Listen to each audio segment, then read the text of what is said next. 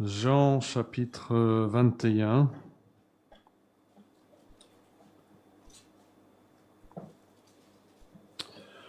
Voilà, bienvenue ceux qui nous regardent de chez vous. Je partage cette méditation parce que cette question m'est venue à l'esprit vraiment soudainement et avec force. De la part, je suis convaincu de l'Esprit qui œuvrait en moi. Et en méditant, je me suis dit que c'est une bonne question pour commencer une nouvelle année. Dieu nous a donné des années, il a inventé des années, si je peux dire ça comme ça. Genèse 1 nous dit qu'il a donné le soleil pour marquer les temps, les saisons, les années. Et donc Dieu veut que nous aussi on marque quelque part le passage des années et qu'on puisse bien compter nos jours, comme dira Moïse dans le psaume 90. Et donc, une nouvelle année se présente, on veut compter nos jours et on veut se poser cette question. Dieu veut que nous posions la question. Il aurait pu simplement nous dire quelque chose, mais au lieu de nous dire si nous l'aimons ou non, il nous pousse à nous questionner nous-mêmes. Et donc, on va lire en Jean 21. Et on va noter trois choses. Mais d'abord que Pierre, il manifeste son zèle de manière éclatante. Et puis, on va voir comment le Seigneur, lui, ne demande qu'une chose, savoir si Pierre l'aime. C'est un peu le contraste.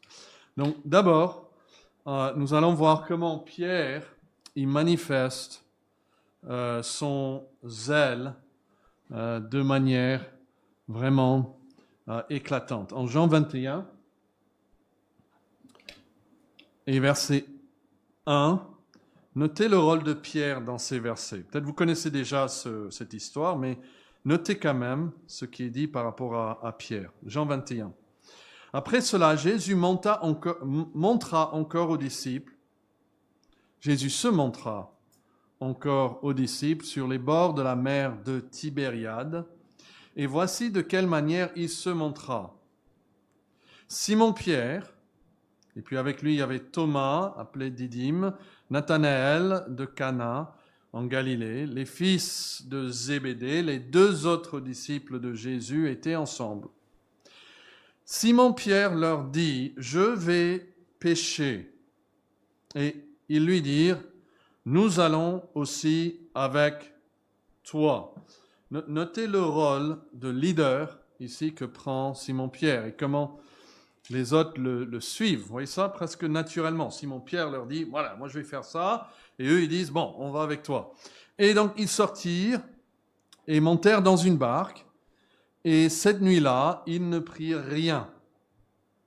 Le matin étant venu, Jésus se trouva sur le rivage. Mais les disciples ne savaient pas que c'était Jésus. Et Jésus leur dit, là, ils ne savent pas qui parle ici. « Enfants, n'avez-vous rien à manger ?» Ils lui répondirent « Non », parce qu'ils n'avaient rien pris. Il leur dit « Jetez le filet de l'autre côté, du côté droit de la barque, et vous trouverez. » Bon, ils le font, ils jetèrent donc, et ils ne pouvaient plus le retirer à cause de la grande quantité des poissons. Imaginez le poids. Alors, le disciple que Jésus aimait, ça c'est qui? C'est Jean, c'est celui qui écrit.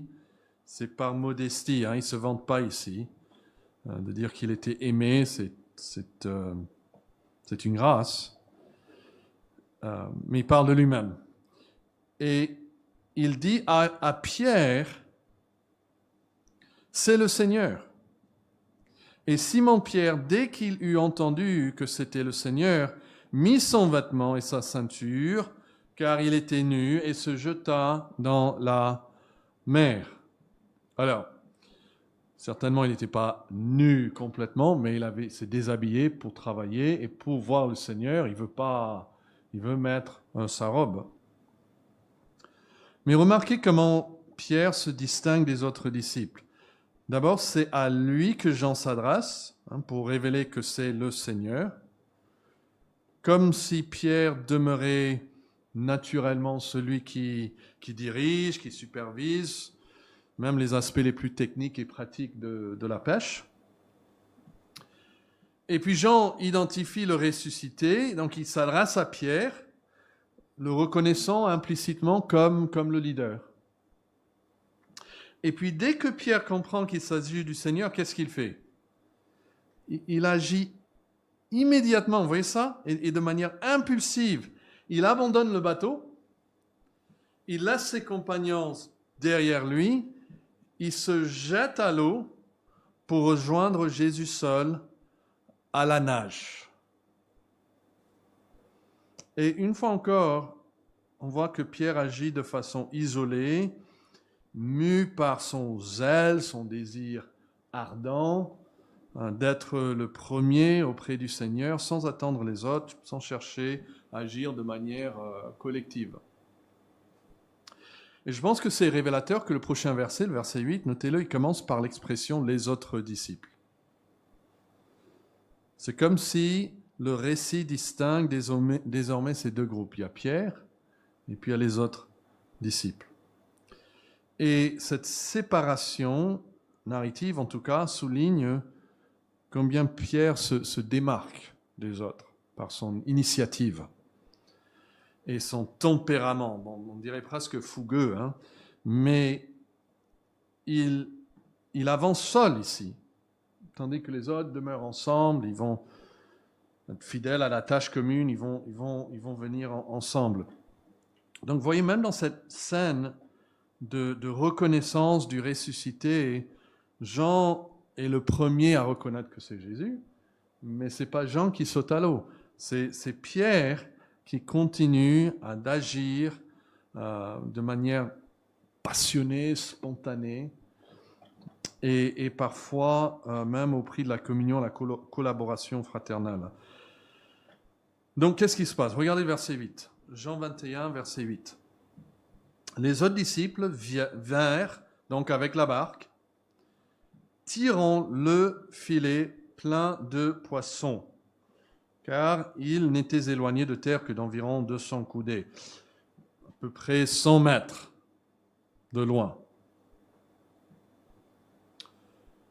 Lorsqu'ils furent donc tous descendus à terre, ils virent là des charbons allumés et du poisson, déjà du poisson dessus, et du pain. Donc Jésus lui-même avait multiplié ou créé, par miracle, du poisson et du pain. Verset 10 dit « Jésus leur dit ». Notez le pluriel là. Jésus leur dit. Tout le monde. Apportez, et le verbe là est au pluriel. Apportez, vous, des poissons que vous venez de prendre. Et puis revient Simon maintenant, Simon-Pierre. Simon-Pierre monta dans la barque et tira à terre le filet plein de 153 grands poissons. Et quoi qu'il y en ait tant, le filet ne se remplit point. Il y a un détail là, c'était tous des grands poissons. Et Jésus leur dit, venez manger. Et aucun des disciples n'osait lui demander, qui es-tu? Sachant que c'était le Seigneur. Jésus s'approcha, prit le pain et leur en donna. Il fit de même du poisson. Et c'était déjà la 3e fois que Jésus se montra à ses disciples depuis qu'il était ressuscité des morts. Alors, il est frappant de constater là, en Jean 21, verset 10, que Jésus demande au pluriel, aux disciples, d'apporter des poissons, pas l'ensemble de la prise. Dans le Darby, qui est souvent plus littéral, il dit, Jésus leur dit, apportez quelques-uns des poissons que vous venez de prendre. C'est-à-dire, Jésus ne demande pas de prendre les 153 poissons, il demande de prendre quelques-uns. Et dans le contexte où Jésus prépare le repas, ça suggère qu'il leur demande simplement d'en apporter suffisamment pour partager le petit déjeuner ensemble. Pas de décharger tout le bateau. Et puis, comme j'ai déjà dit, je pense qu'il est également significatif que cette demande s'adresse à qui? À tout le groupe, vous voyez ça? Pas à Pierre en particulier. Et pourtant, Pierre, qui venait de se jeter à l'eau pour joindre Jésus à la nage, et laisse les autres avec le poisson et les poissons, là au verset 7, c'est lui qui retourne tout seul au bateau, et lui seul, il dit, il tire le filet contenant les 153 poissons jusqu'à la rive. La semeur, dit Pierre, remonta dans le bateau. Il faut imaginer ça. Les autres sont là en train de regarder. Il remonte. Je pense qu'il est parti en courant. Il remonte dans le bateau et tira le filet à terre. Ça veut dire qu'il faut sortir de la barque. Et puis, il était rempli de 153 gros, c'est le mot qu'ils utilisent, gros poissons. Et malgré leur nombre, le filet ne se déchira pas. Le texte souligne même que le filet ne se rend pas un véritable miracle. Pierre était quelqu'un de fort, hein, quelqu'un de costaud, et il arrive à tirer le filet tout seul. Il semble qu'il ne laisse à personne l'occasion de participer à cette tâche. Alors même qu'il avait, quelques minutes avant, abandonné ses compagnons en les laissant tirer la barque tout seul. Regardez le verset 8. Les autres disciples vinrent avec la barque, tirant le filet plein de poissons. Donc, eux tiraient avant, mais maintenant c'est lui tout seul qui le fait.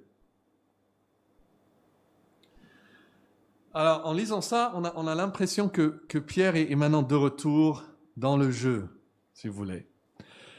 Quelle est la dernière chose que Pierre avait faite avant ceci, qui est marquant et qu'il soulignait dans le récit? Voilà, il a nié le Seigneur 3 fois. Et vous vous rappelez ce qu'il avait dit, c'est distingué des autres. Il a dit, même si les autres t'abandonnent, Jésus, aidez-moi. Moi, je le ferai jamais. Je suis prêt même à mourir. Et Jésus a dit, Pierre, avant que le coq chante, tu vas me renier 3 fois. Et Pierre le fait. Et il part, après il pleure, la Bible dit il pleure amèrement. Il regrette son péché. Mais maintenant, on a l'impression que Pierre est de retour. Il va reprendre sa place au premier plan. Il reprend le leadership du groupe. Il attire l'attention encore sur lui-même par son tempérament volontaire et ses actions impulsives. Tandis que ses frères restent encore en retrait, peut-être par timidité ou par réserve. Alors, en dehors des questions de tempérament, pourquoi Pierre adopte-t-il une telle posture? Qu'est-ce que vous pensez? Si nous écartons l'idée qu'il agissait par pur orgueil et par désir d'attirer l'attention à lui-même, que je trouve serait une accusation trop sévère et réductrice même. Je ne pense pas que c'est du pur orgueil ici, mais qu'est-ce qui aurait pu le pousser à agir ainsi? Est-ce que vous avez des pensées? Pensons à son reniement, pensons maintenant à revois Jésus.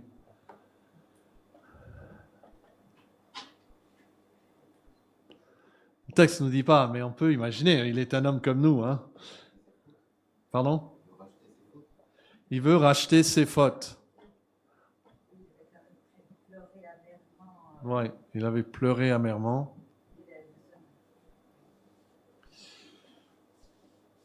Oui, je pense, bon, on est tous complexes, n'est-ce pas? On a des motivations très complexes et il est fort possible que Pierre soit motivé par un mélange complexe de sentiments, un désir sincère de se rapprocher du Seigneur après sa chute. Hein, il l'avait abandonné, là il veut montrer maintenant que là il ne va plus l'abandonner, il va le servir autant que possible. Il va aller Jésus a dit à un moment, si on demande d'aller 1 000, il faut aller 2. Si on demande une chemise, il faut lui donner le manteau. Et là, il veut faire plus, il veut aller toujours plus loin, faire plus que le Seigneur lui demande. Je pense qu'il y a une volonté ardente de prouver sa fidélité retrouvée.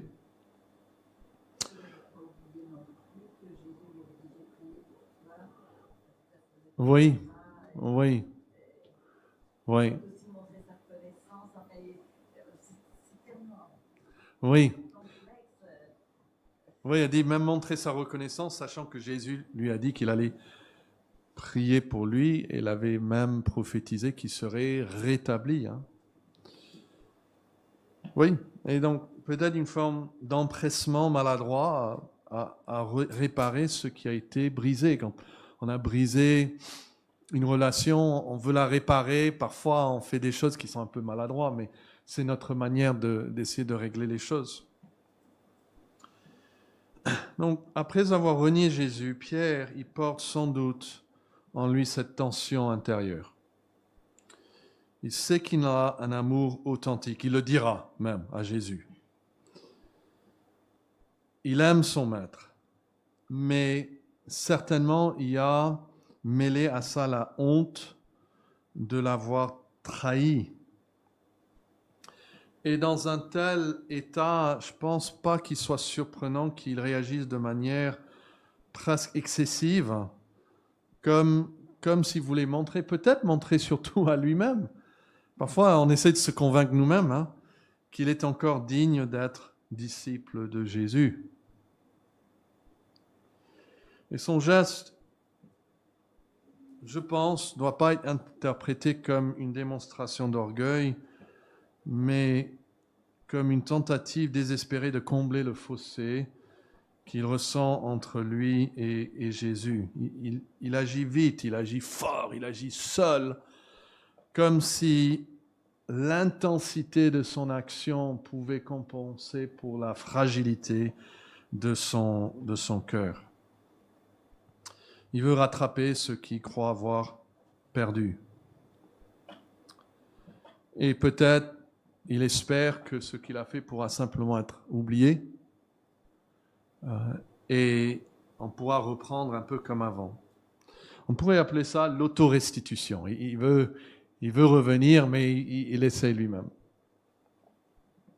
Et la question que je veux nous poser, c'est est-ce que nous avons tenté d'agir ainsi après un péché contre notre Seigneur? Est-ce que nous connaissons ça? Nous avons péché contre le Seigneur, nous avons fait quelque chose qui nous remplit d'honte, et parfois pour nous-mêmes, pour ressentir moins de mal en nous, on essaie de compenser. Et on va faire quelque chose de plus ou quelque chose qui pour nous est un peu extravagant.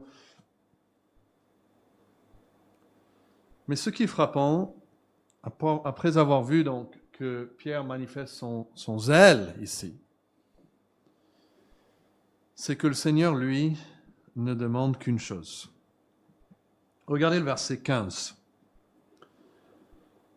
Après qu'ils eurent mangé, Jésus dit à Simon-Pierre, « Simon, fils de Jonas, quelle est la question? M'aimes-tu plus que ne m'aime ceci ?» Il lui répondit, « Oui, Seigneur, tu sais que je t'aime. » Jésus lui dit, « Paie mes agneaux. » Jésus lui dit une seconde fois, verset 16, « Simon, fils de Jonas, m'aimes-tu » Et on ne sait pas s'il y a du temps entre les deux, s'ils ont parlé d'autre chose peut-être. Et puis il revient tout d'un coup vers Simon-Pierre, il dit, « M'aimes-tu » Et Pierre lui répondit, « Oui, Seigneur, tu sais que je t'aime. » Jésus lui dit, « Paie mes brebis. » Et puis encore, on ne sait pas s'il y a eu d'autres instructions, d'autres communions. Jean nous dira que Jésus a dit tant de choses et fait tant de choses qu'il n'a pas pu mettre tout dans le livre, mais il lui dit pour la 3e fois, verset 17, « Simon, fils de Jonas, m'aimes-tu » Et il utilise un autre verbe pour m'aimer.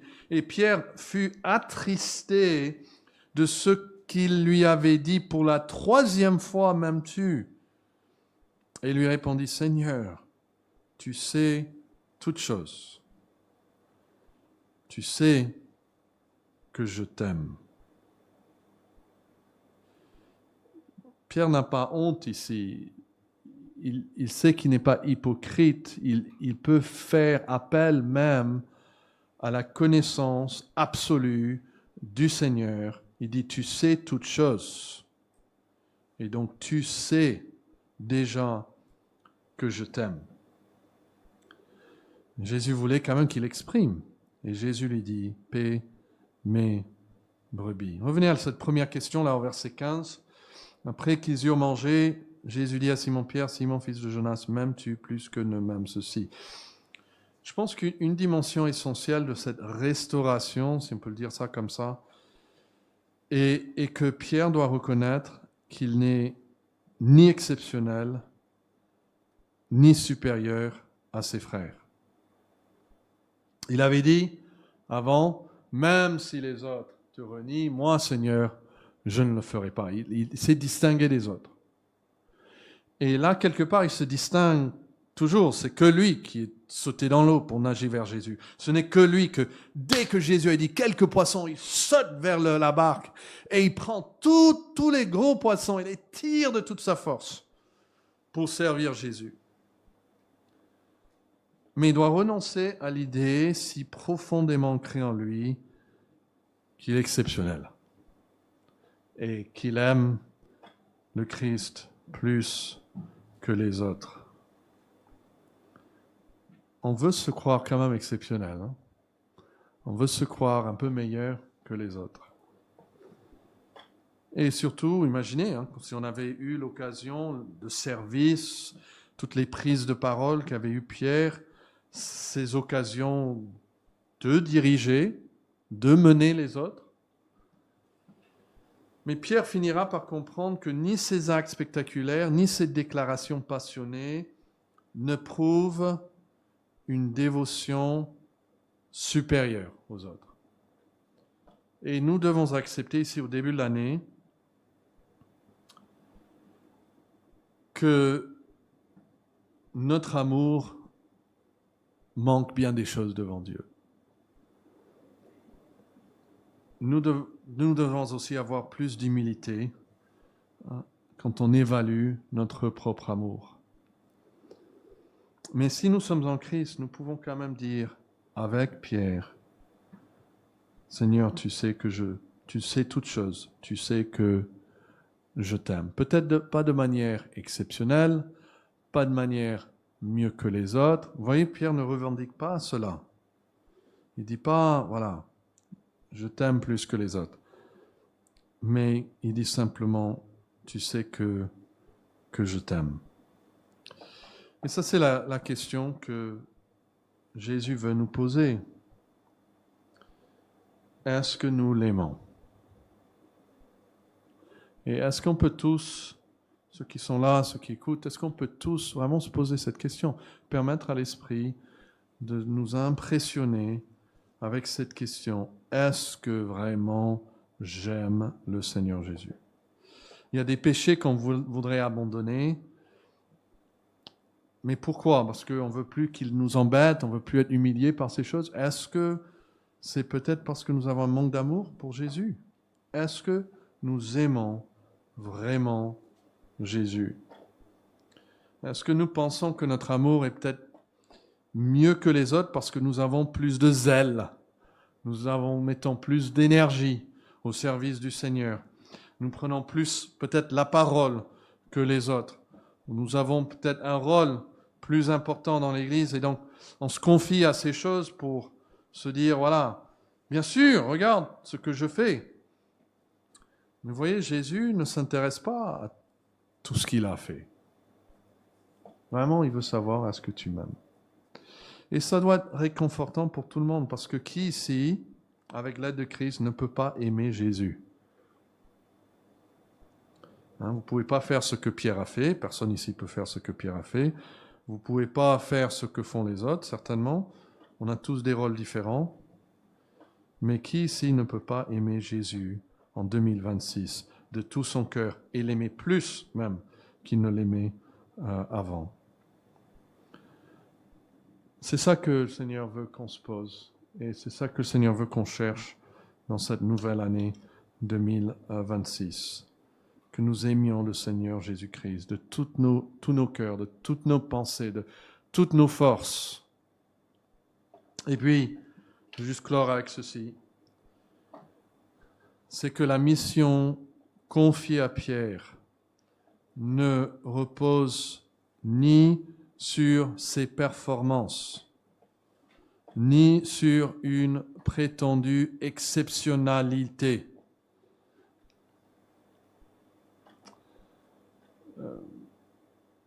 Jésus n'y dit pas, ok Pierre, c'est vrai, tu as chuté, mais tu as fait tellement de belles choses, tu as tellement d'énergie, tu es tellement volontaire que je te demande de paître mes brebis. Pierre, puisque tu sais bien prêcher, alors paie mes brebis. Ou Pierre, puisque c'est toi qui as reconnu peut-être avant tous les autres que j'étais le Christ, le Fils de Dieu, alors paie mes brebis. Ou Pierre, puisque c'est toi qui es prêt à sacrifier ta vie, alors paie mes brebis. Non, la mission n'est pas confiée à Pierre grâce à sa performance. Ça ne repose pas sur son zèle, pas sur ses capacités, mais sur la réalité de son amour pour le Seigneur. Vous voyez ça à chaque fois, il dit, Pierre, est-ce que tu m'aimes? Et quand Pierre dit oui, alors quoi? Paie mes brebis. Deuxième fois, Pierre, est-ce que tu m'aimes?